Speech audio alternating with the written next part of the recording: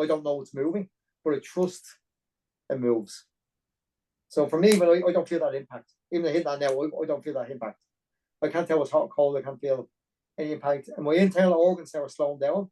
I have a thing called gastroparalysis and organ paralysis on my right side. And so people will go, oh, you made a full recovery, you look great. All my trouble is on the inside.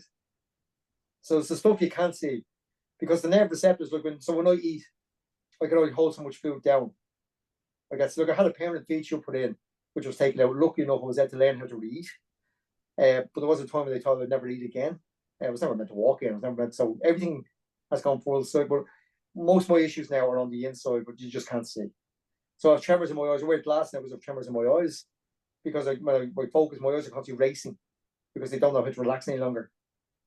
When I run, you would have seen me in the WC marathon run like a guy. I go blind. Once more, I can't bring my heart rate over 150. When I go over 140, I go completely blind. And after maybe 10 or 11, the whole of my body goes limp. And that's why I have to go with me now for long distance running.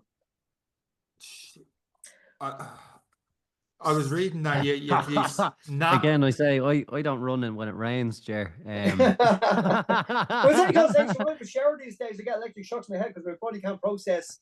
It can't process anything. So when I get hit, it's just like that now. When I get hit, it doesn't know where it's warm, it doesn't know where it's cold. So the only way your body processes injury now is like little electric shocks. So when it rains, if I run the rain, I get electric shocks in my face and my body. Jeez. At what point on that path to recovery did you have a moment with yourself that I'm going to start running again? I'm going to get better. At what point in that recovery process did you begin to realize, listen, I'm getting better. I can do this. I can do that. How scary was that? And it was terrifying. I was given the last nights after 12 hours in the hospital. It was like, Jenny, say goodbye. Like, I knew I was going, and they're like, good. Last words were given after 12 hours, and then it was getting very dark. It was only ever my kids had been away. They were away that week still with their mum. And we were like, do we ring them? Like, so we rang my ex-wife and we're like, agreed we weren't going to bring the kids home. There's no point looking at me in an intensive care ward. That's not good for any trauma for any child. But we did decide if it did look like it was nailed, get them home ASAP. But looking at that never happened. But as I lay in hospital for that first week and a half, I was only ever 2 minutes away from biting my tongue.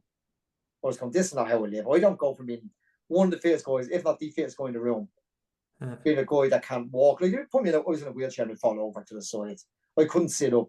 I was soiling myself. I couldn't shit. I could do no more. My body had left me. In my head, I was still Ger. My brain was still intact, but I couldn't do anything. And I remember they were like, you had to get a nose feed in now to feed you because I couldn't swallow. So I had a nose feed in my stomach, in my through my nose for 6 weeks. And then you put the permanent feed in my stomach, which, lucky enough, I did learn how to eat again. And that actually, my body rejected that.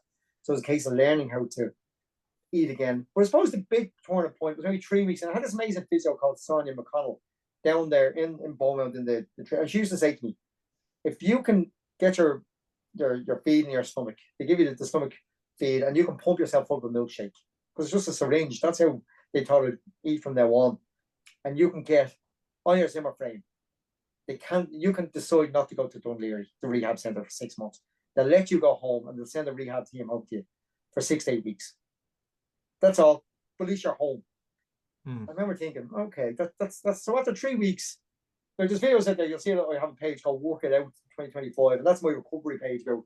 But you see at the very beginning how I'm trying to learn how to walk, how I'm trying to learn to do silly things again, put your finger on your nose, which seems the easiest thing in the world. But when you have control of your body, like your finger might be going. I said, we're better something hitting your nose. Like, you just haven't got a clue. Like, you just like put your foot in front of you. Like, even to this day, if I jump out of bed in the morning, I'll fall on my arse. Like, my body doesn't listen to me anymore. Like, the certain times, I had to get warmed up.